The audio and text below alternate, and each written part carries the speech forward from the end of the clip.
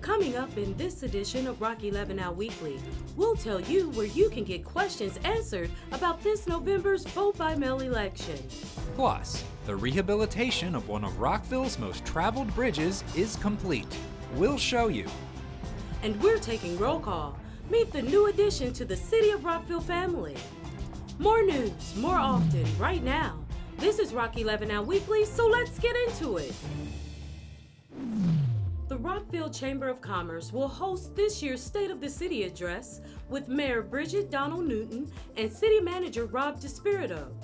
The event is a way for city officials to have a conversation with area business owners and residents about the future of Rockville.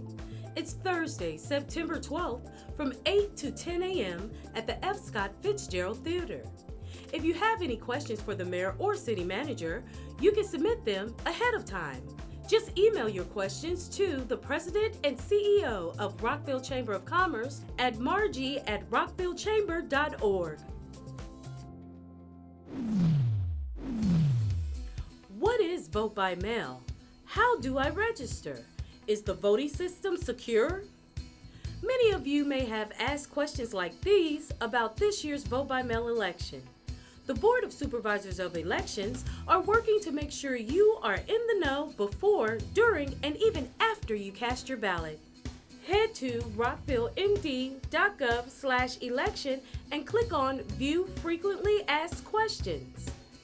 And to be even more informed, you can also sign up to receive election alerts and reminders by texting Rock Votes to 888-777. Rockville will make history and conduct the first vote-by-mail election in Maryland on November 5th.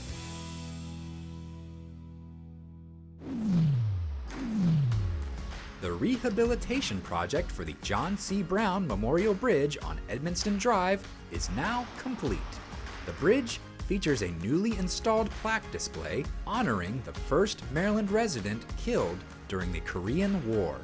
One of the community requests was to make it more connected to the bridge, so we relocated the plaque from the intersection of Rockville Pike and Edmonston up to the bridge itself. The previous plaque display was lower to the ground and had been smashed by a vehicle. Pieces went everywhere, but we were able to reclaim the plaque.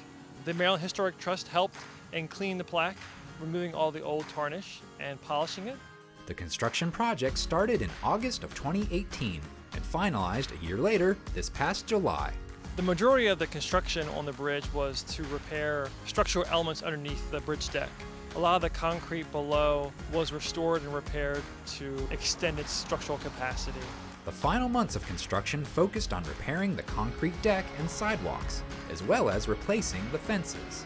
The bridge provides a critical link between the eastern and western portions of the city over the Metro Rail and CSX tracks on Edmonston Drive.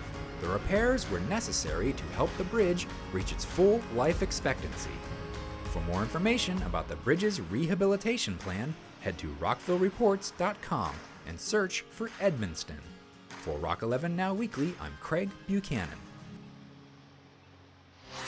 Still to come on Rock 11 Now Weekly, we'll introduce you to the leader of Rockville's new Customer Services Center in Planning and Development Services. It's right on the way, right after this. Just have a good time. Let's have a good time.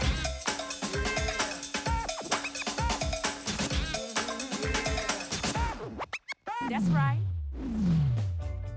It's time now for Rockville Roll Call, and on deck is the leader of Rockville's new Customer Services Center in Planning and Development Services. Meet John Foreman.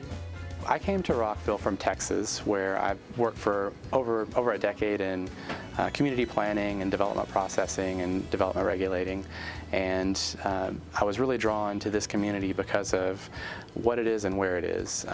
When I visited here, I just really felt that I wanted to be here, and I felt that the mission that the city was setting out was something I could really contribute to and add to. The purpose of the position is to really focus on customer service and process improvements and efficiencies, and one of the big focuses is the FAST project, and this is a project to improve customer service through a new development services center. And that's what I've been charged with doing, is managing the center, getting it set up, working on improving these processes, working on improving efficiencies, and ultimately with the goal of having an improved level of service for the customer and transparency for the community, to communicate across departmental lines and up and down, side to side throughout the organization.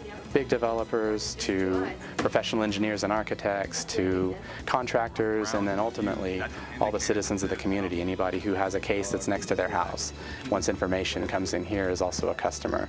So we have a very broad definition of customer, and our job is to serve them all. We have a small town character, and we want to maintain our customer-friendly, inviting atmosphere, but at the same time we want to encourage economic development and serve those customers.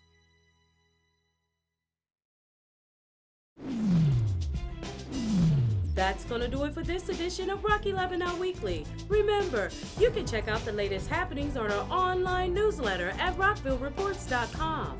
And join in on the conversation and check out our posts by signing up for Nextdoor at nextdoor.com. And keep up with Rockville 11 by subscribing to our City of Rockville YouTube channel. And you can follow us on Twitter at Rockville 11, on Instagram at city_of_Rockville, and like us on Facebook. For the entire Rockville 11 team, I'm Kathy Dantzler. Until next week, Rockville.